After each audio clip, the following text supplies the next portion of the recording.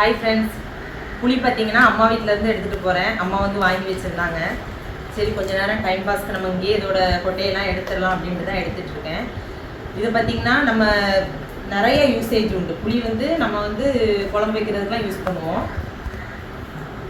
இது வந்து நம்ம இந்த பல்லாங்குழி விளையாடுவோம்ல, அதுக்குமே இதை யூஸ் பண்ணுவாங்க. அதுக்கப்புறம் இதை வறுத்து இதோட தோடெல்லாம் எடுத்துட்டு இதை ஊற வச்சு சாப்பிடுவாங்க. சூப்பராக இருக்கும். யாரெல்லாம் அப்படி சாப்பிட்ருக்கீங்க அப்படிங்கிறத சொல்லுங்கள். நாங்களாம் சின்ன பிள்ளையில இப்படி அம்மா எடுத்துகிட்டு இருக்கும்போதே அப்படியே ஒவ்வொரு கொட்டையாக எடுத்து நாங்கள் சமைச்சிக்கிட்டு இருக்கோம். இந்த மாதிரி எக்ஸ்பீரியன்ஸ் உங்களுக்கு இருக்கான்னு சொல்லுங்கள். இப்போல்லாம் எங்கே கடையில் போகிறோம், டக்குன்னு புளி வாங்குகிறோம். அதுலேயும் நம்மளுக்கு எல்லாத்துலேயுமே பாக்கெட்டில் அடைச்சி வந்துடுது. ஆனால் உண்மையாகவே சொல்லணுன்னா அது பார்த்திங்கன்னா ரொம்ப நச்சு நம்மளுக்கு இதில் உள்ள அந்த புளிப்பு தன்மையே போயிடும். கடையில் உள்ள புளியை பாருங்கள், இதில் இருக்க அந்த மேலே இருக்க புளிப்பெல்லாம் எடுத்த மாதிரி ஆயிடும் நக்கிற நெய்யில். இது வந்து நம்மளுக்கு ஃப்ரெஷ்ஷாக இருக்கும். அப்படியே இதில் உள்ள அந்த சதை பற்று பாருங்கள், பிச்சாலே இதில் சதை எவ்வளோ வருது.